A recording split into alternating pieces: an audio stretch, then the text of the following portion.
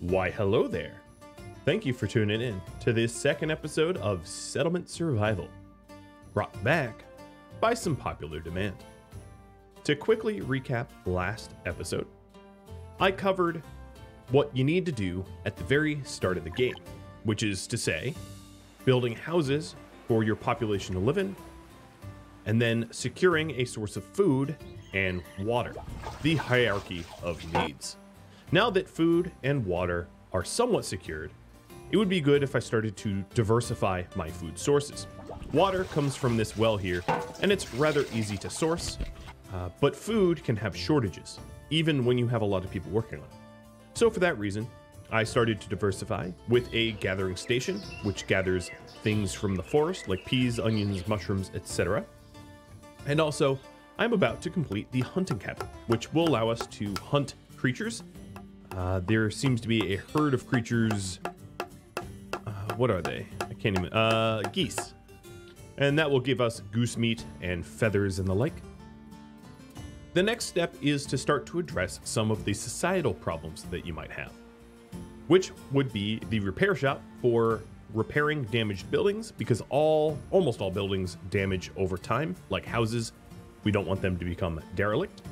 And then also to address the clinic and the church, things that our people desire, and that will help to increase the fertility rate and grow our population.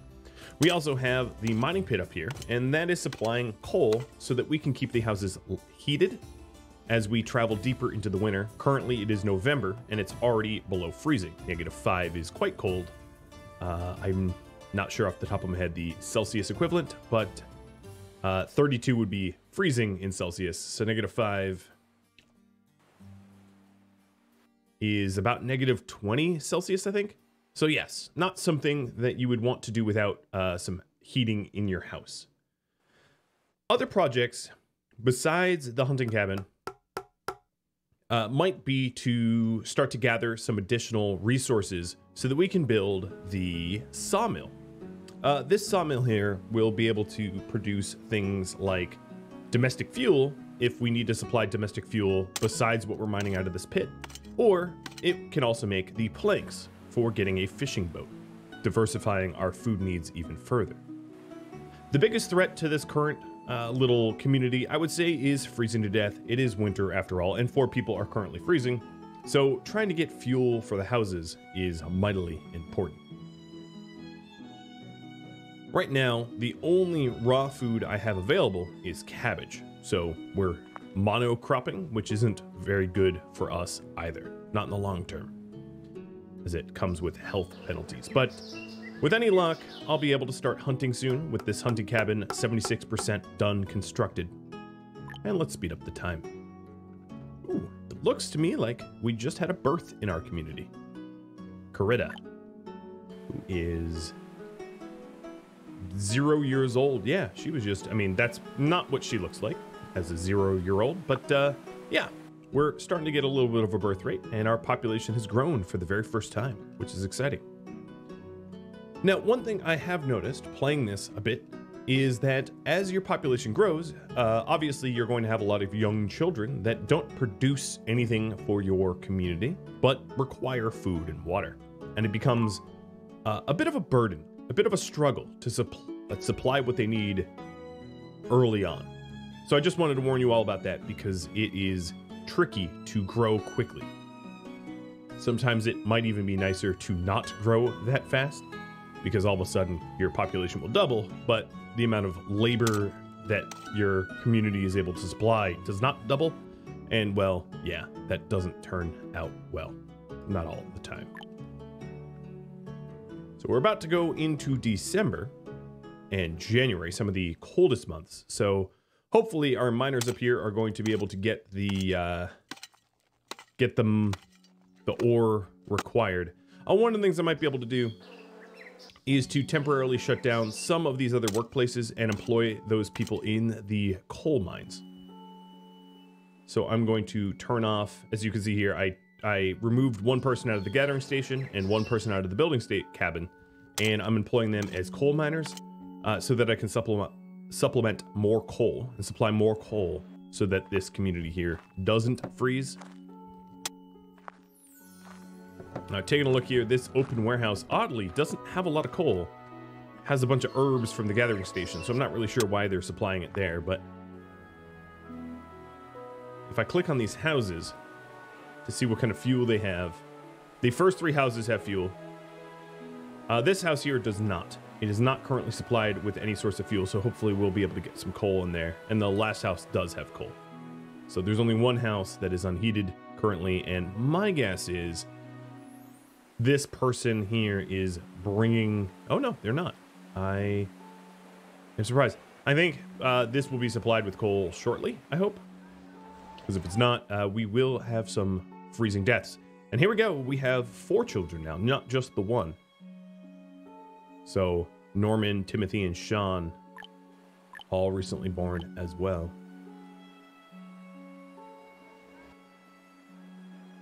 There we go. Now we got some coal in that house number 4. With the hunting cabin, we'll have geese or goose meat and feathers, and it looks like our hunter just acquired a goose or gosling to be able to ranch it. I'm not going to start a ranch just yet.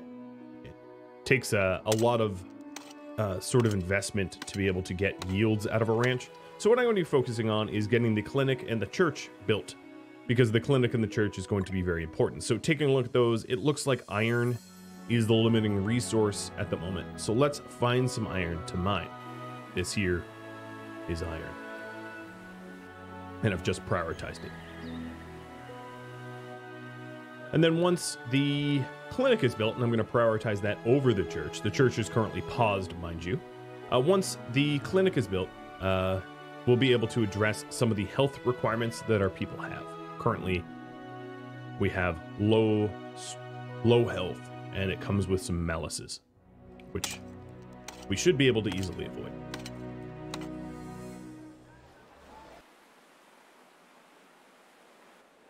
Does look to me like all of these houses are now fueled, which is good. And the iron shortage is being attended to now. Now looking at sort of distant planning, we do have another farm field here that we might be able to convert to a field now that spring is on the horizon. In order to do that, I would set up a field here and allow our builders to start clearing the trees. I also just acquired a new development point, so let me click on that. And I wanted to get farming efficiency, so I'm going to get fertile field next. Now, fertile fields are not something I could take advantage of until I have compost. And compost is not something I could take advantage of until I do some ranching to build up animal dung to be used as fertilizer. But I am going to push towards farming efficiency so that my farmers sow and harvest faster, therefore maximizing the yields. I highly suggest that when you start a new game, you choose some sort, it doesn't really matter what it is, but some sort of food to develop. Because if you spread out too much, like let's say you do a little bit of fishing, a little bit of farming, a little bit of ranching, you might find yourself with food shortages.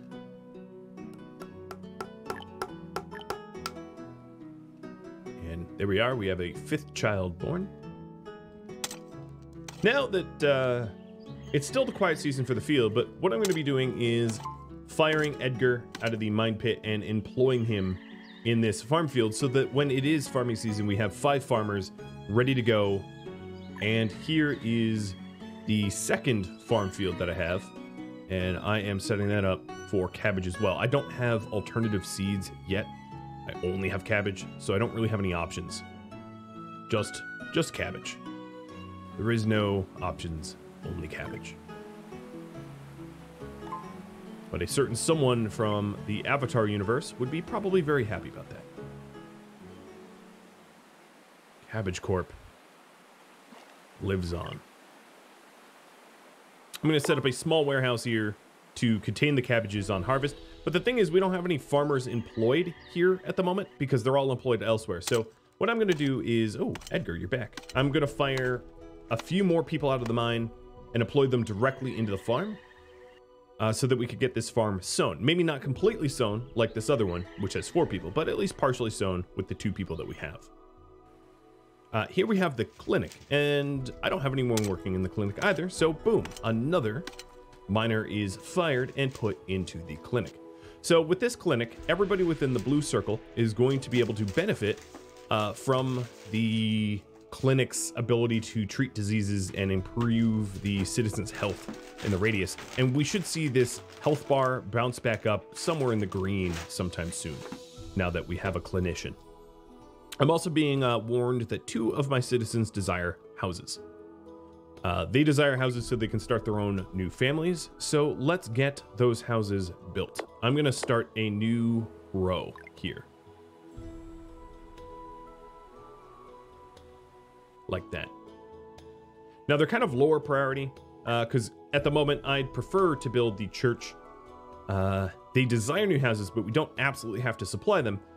Now, if you're wondering what happens if I don't supply them, the citizen stress for houses go up, and therefore the fertility rate drops. But the thing is, health and happiness are the current stressors. But there we go. Because of the clinic, our health is back in the green, and we should see the citizen stress getting to be recalculated due to the addition of the clinic and the improvement of health among the citizens. Now, if you really want to improve health, it will also, you can mouse over this and it will tell you that herbs, soap, bathhouses, they all can help to improve health. But they're all buried under tech chains. So if you take a look here at, let's say, soap. For soap, we need fat, blubber, or beeswax to make into soap to increase health.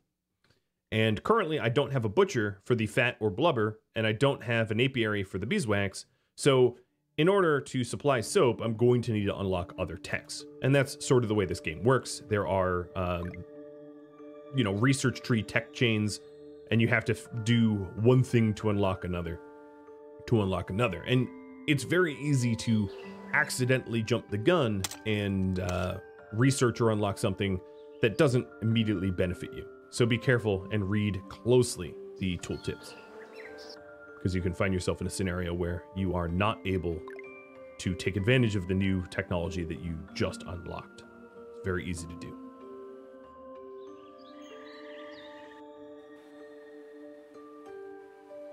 So it does look like this second farm field with the only 2 people employed will definitely have some yield, some cabbage yield, but I'll be interested to compare the 2, a fully employed farm and a 50% employed farm, and what the differences are.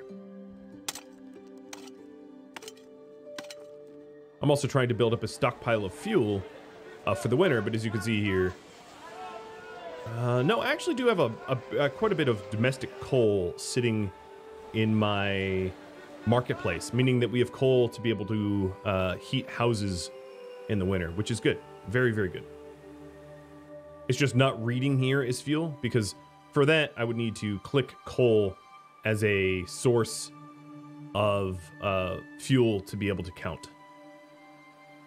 Oh boy. And it looks like I'm down to a rather large food shortage. And this is something that you'll find yourself in when all of your stockpiles from last harvest are sort of exhausted, but you haven't yet harvested the current farm fields. At this time, around June or July, you'll find yourself sort of hard up on food, unless you have a lot of people employed at gathering or hunting, which sort of works throughout the whole season. So another thing I might be able to do is to shift around some of the workplaces here. It does seem like I have a lot of coal, so I'm going to fire yet another miner and employ them as a gatherer, trying to gather some mushrooms. And now we see the citizen stress recalculated, and the fertility rate went from about 66% to 74%. It lags a little bit. It's not too bad of a lag, but it does lag a little bit. And here we go. Our church is getting constructed. And our gatherers are starting to deliver food for those houses. So now my food is registered as non-zero again, which is good.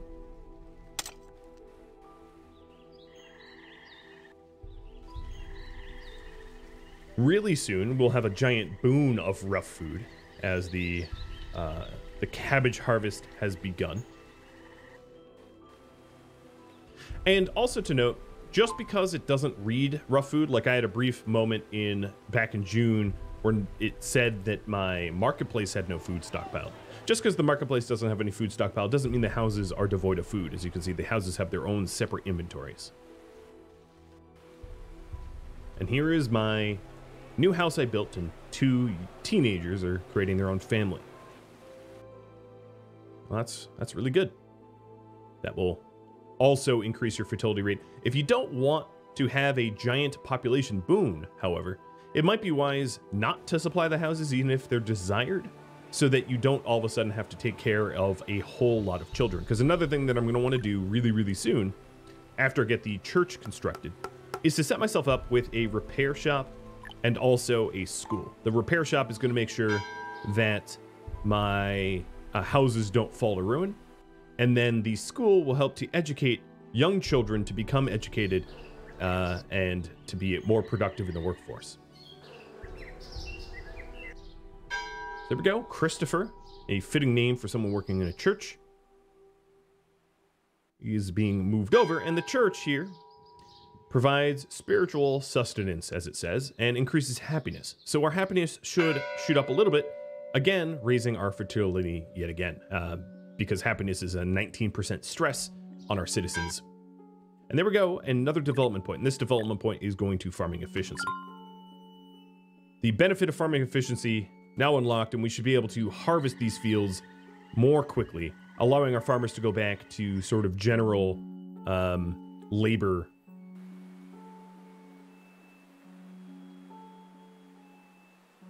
So I did mention the desire of a school.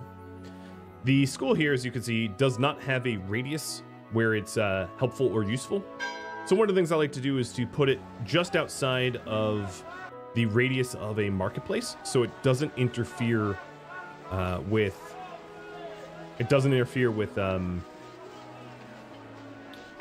where you can place houses. So I'm going to put the school out there. Another thing that was pointed out to me in the comments was, as you can see, the interaction point for this clinic doesn't actually meet a road, right? It kind of ends right here. I don't believe that hurts anyone traveling to it. And if I do get someone injured, I'll check to make sure that they can path to it. But the game is fairly forgiving about pathing issues like that. And now I can see that I've already harvested just as many cabbages as I did last year. So we haven't had a loss of efficiency, and I assume that the current year is going to go up even more. And then this other farm here should start to harvest soon. Yeah, so the current year is 726 versus last year is 654. And then Stuart, I'm going to fire from this farm and employ him over here, trying to boost the harvest for this second field. I do hope that I unlock some additional seeds soon, so that I don't have to keep monocropping. Monocropping meaning only using one type of seed to feed your people, which isn't ideal. All right, the repair shop is built, and I'm going to employ Bella. Now, what's more than likely is going to happen is Bella is going to maintain a few of the houses around the settlement here to make sure that they're repaired and not falling to ruin. And then she's going to act as sort of a general worker thereafter, because there isn't a lot of houses to repair, so she's going to run out of things to do. And if we track her, as you can see, she's already cutting down trees, which means all the houses that needed repair have been repaired. So although she's not showing up as a temporary worker, functionally she works as one most of the year. Which is important to note because it is easy to forget to constantly set yourself up temporary worker tasks like gathering trees or ore or whatnot. And this here is a merchant boat, one that I wasn't able to take advantage of because I don't have a trade post or anything like that yet. On the difficulty that I'm on, it's very common to miss the first merchant ship. It's also pretty common to miss the first nomad migration. In fact, on extreme difficulty, it might not even be wise to take on the nomads because you might find yourself really challenged to try to house them. Oh man, this farm did not do well. 39 cabbages got harvested before the end of the season. I think what I'm going to do is shutter this field entirely and transfer, oops, I didn't mean to do that, transfer the workforce over to the first farm field and focus on just one farm field until I can get the second one fully staffed, because it didn't seem like there was much of a benefit. They also might have just been too late to harvest, just didn't get out to the farm fields to harvest in time, and as a result, we ended up with a bit of food rotting in the fields.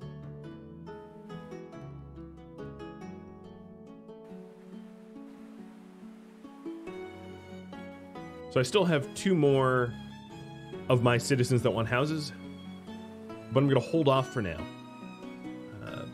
making more of an effort to build this school that is getting constructed as we speak. Perfect.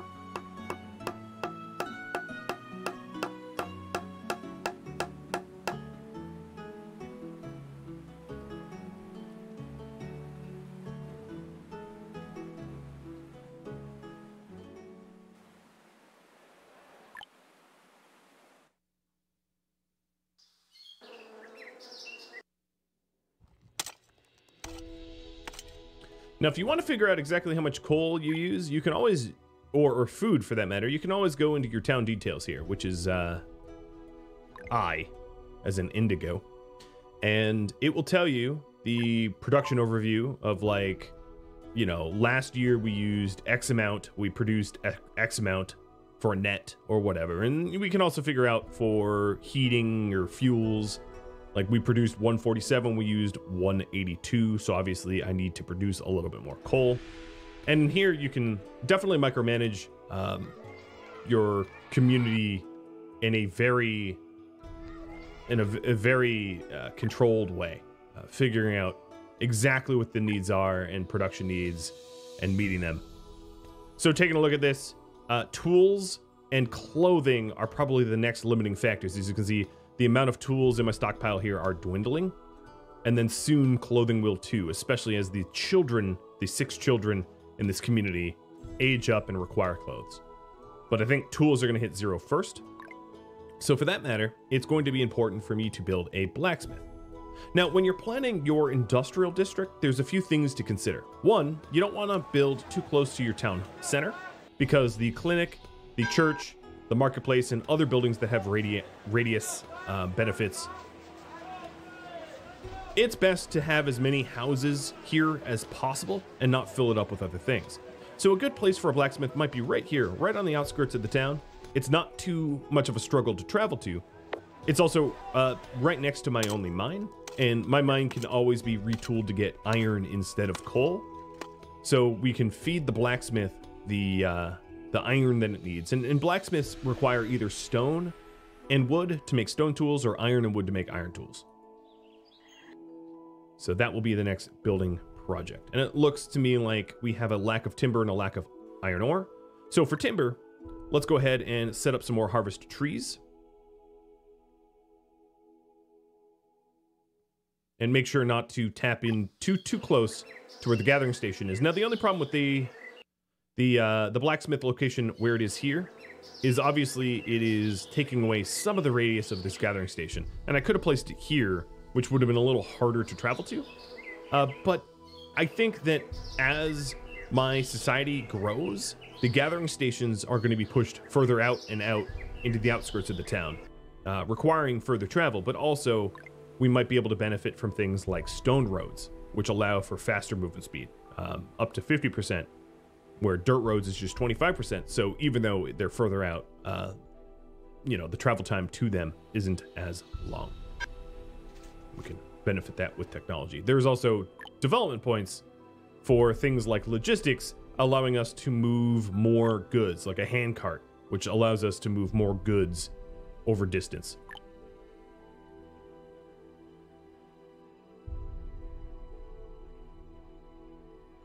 Looks to me like iron is a bottleneck, so I'm going to queue this iron field or whatever node to be harvested by my temporary workers. Trying to supply the blacksmith with the iron it needs.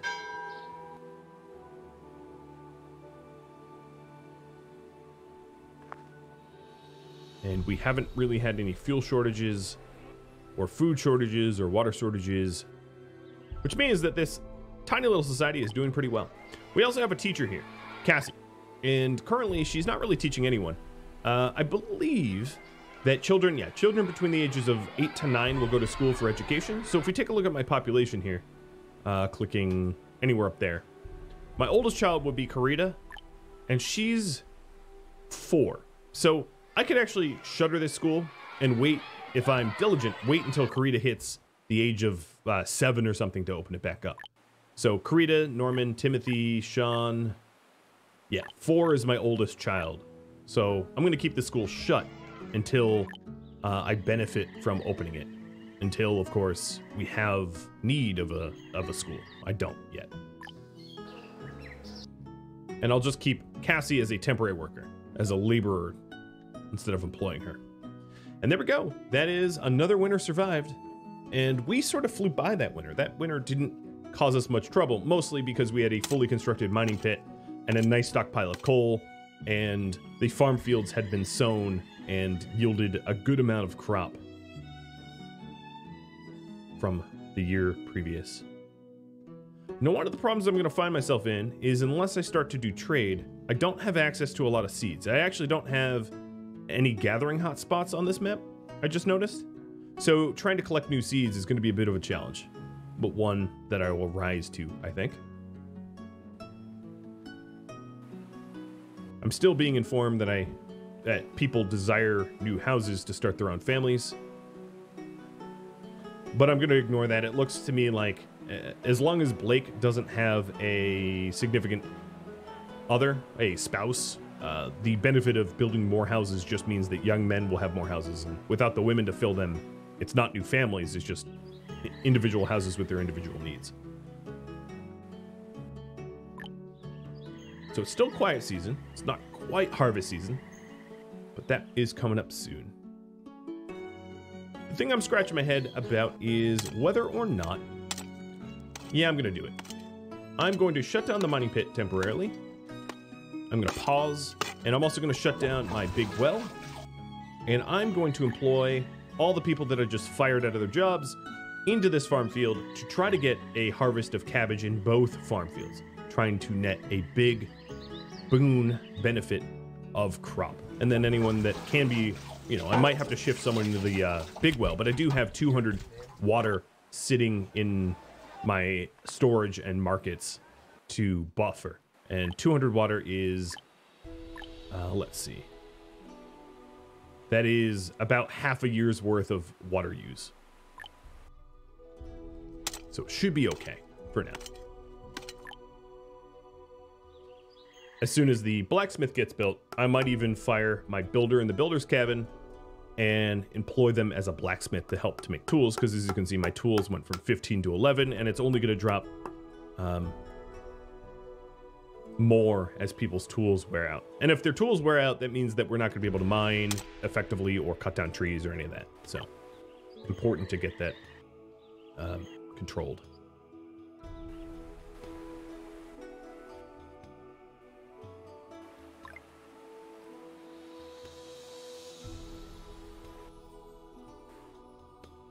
The blacksmith almost built.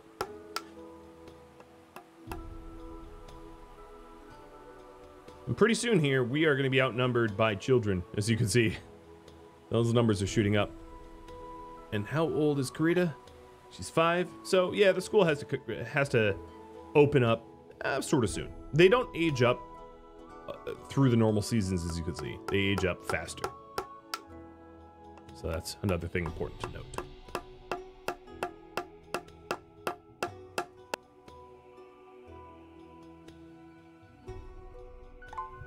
Okay, so here's the blacksmith, and I am going to fire my builder and employ them as a blacksmith, and I'm going to choose to make iron tools rather than stone tools.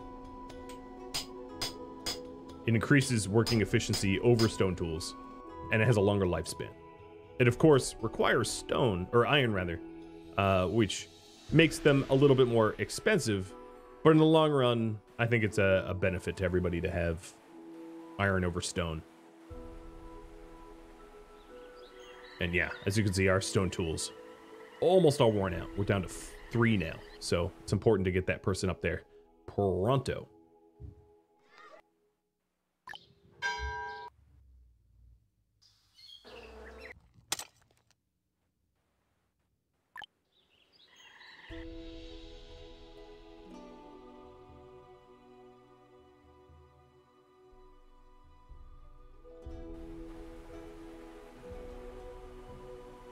I'm looking around, checking out my population to see when we might start a new family. And there is yet another development point. So let's take a look at this.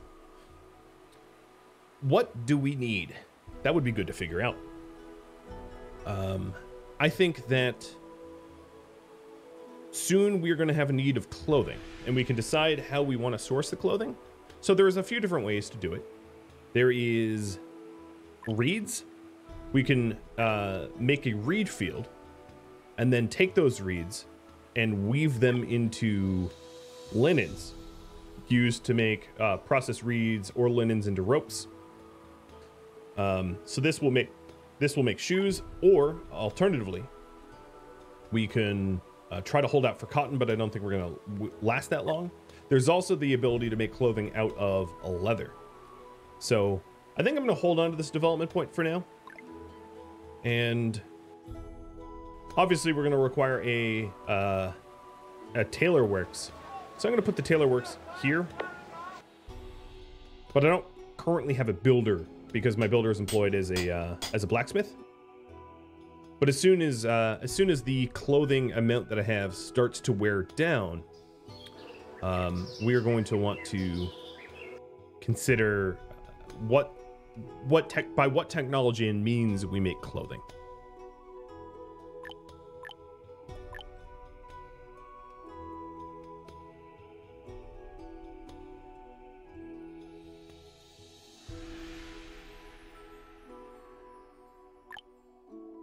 So unless I get cotton seeds, we might just have to go the linen route or the reed route.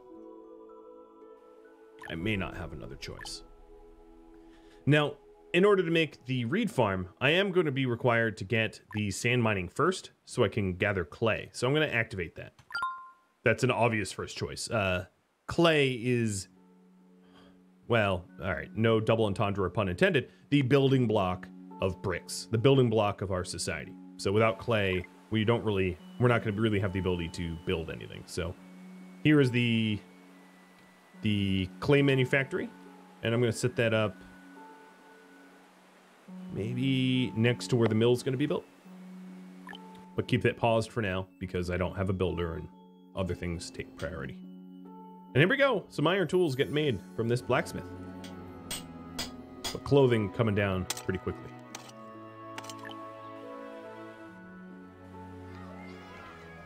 Also looks like my water's pretty low, so I'm going to close the repair shop and employ them in the big well. Making sure that we supply the water for the people. As you can probably tell, labor shortages very much a thing early on in this game. Trying to juggle people's area employments. Probably the next thing to get shut down is going to be either the hunting or gathering station.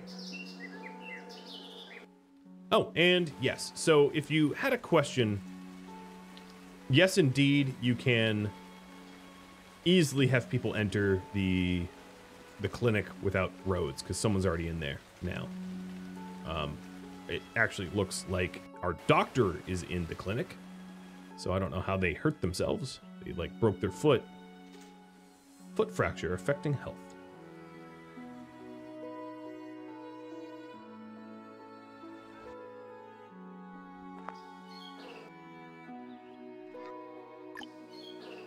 Now, if I wanted to make my clothing from the tailor out of leathers, I would probably want to set up a different hunting cabin to hunt the bison that can be found up here and here. So that would be another good source, and I think I'm going to do that. I think I'm going to set up a hunting cabin in that location and fire the hunter from this area, which is gathering like goose feathers, and employ that person as a builder and get the new hunting cabin built as a priority, pausing everything else.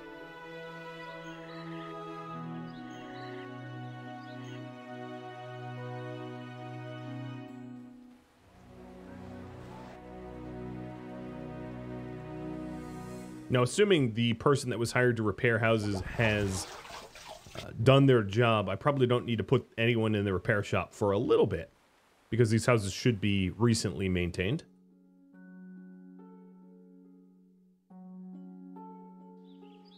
And now we have the big cabbage harvest. And this second field is actually yielding cabbages this year, unlike years previous.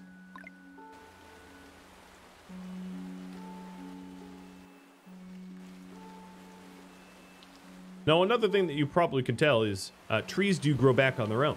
So here are trees, here are areas which clearly I had clear-cut trees in the past, and you can actually physically see the trees growing. It does mean that logging camps aren't necessary really early game, because trees grow back on their own and you don't need to employ someone to do it for you. But late game, when you have advanced societies that require a lot of wood needs, it might be wise to have someone actively planting them back so that you don't run out.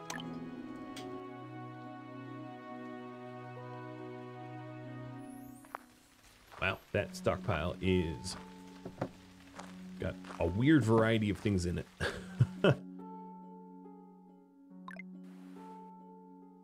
right, looks to me like the limiting factor of building the second hunting camp is timber, so I'll queue up some additional trees to be cut down. Trees that are just around the outskirts of my my town. And happiness is low. So to figure out why happiness is low, we have to figure out, I think it's because of a lack of liquid, a lack of water. All the houses are currently supplied with water, however. Because I don't think much has changed. I still have a church that's running. Well, I'll keep an eye on that. Oh, here we go. It looks like happiness levels just bounced back anyway. They might not be too happy that almost the only source of food that they have available to them are cabbages, though. That could be. All right, checking on our population now. Karita is 6, so not quite at the 8 mark. But I'm going to want to keep an eye on that, making sure to open the school as soon as she's able to receive an education.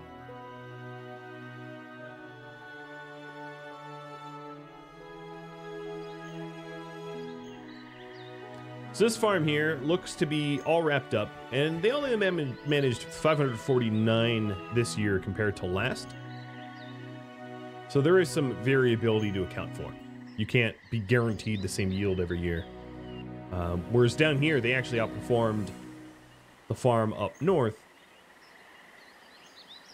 And it's still has a little bit more cabbage to go. What I really want to do is bolster the amount of cabbage that I have so that we don't have any food shortages for months to come. And now that everybody in this farm field is finished, I am going to employ them into some other jobs. So I'll put one in the repair shop and one into the mining pit. And 726 is what this got this year, and 726 is what this got last year. So it seems to me like there was just some cabbage left rotting in the field or something like that.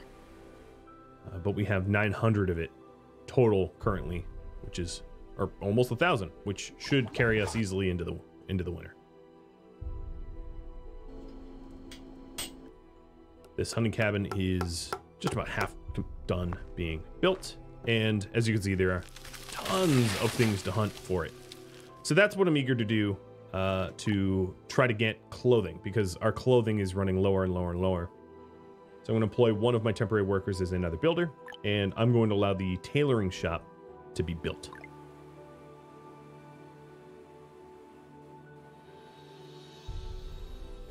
I'm also queuing up more trees to be cut down because we're running low on timber.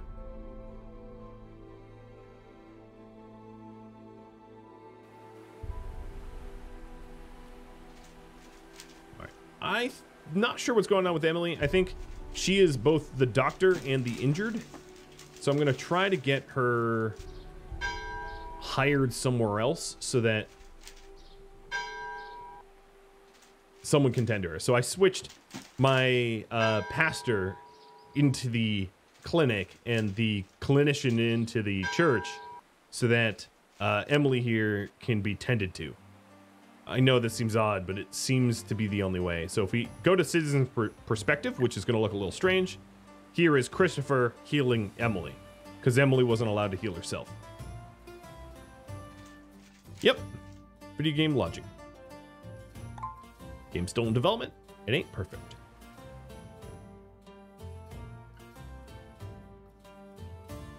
But that should address that foot injury that we've had for like a long time.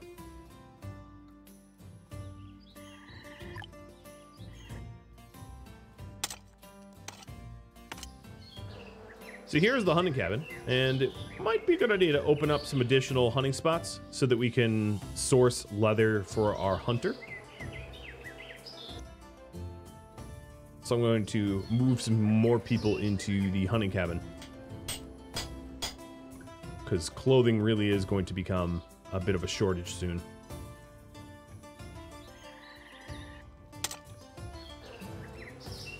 There we go, 3 hunters. And checking one last time on our oldest child. She's 7, so I think it's just about time to open up this school and get someone working in it so we can start educating our next generation. So, Michael, let's have you hop in there as a teacher. Now, I believe the only people that can teach are ones that have education, so it's important to start educating before all of your knowledgeable people in your community die off. I'm not really sure what happens if, like, you don't do that. Maybe the game allows the blind to lead the blind, but it's best not to find out. I haven't tested that myself. And it looks to me like I have a stone shortage. I have 0 stone queued up, so with my temporary workers, let's collect some of that. There's a whole lot of stone there. And the tailoring workshop has now had all of its materials delivered, so we'll get that built momentarily as well.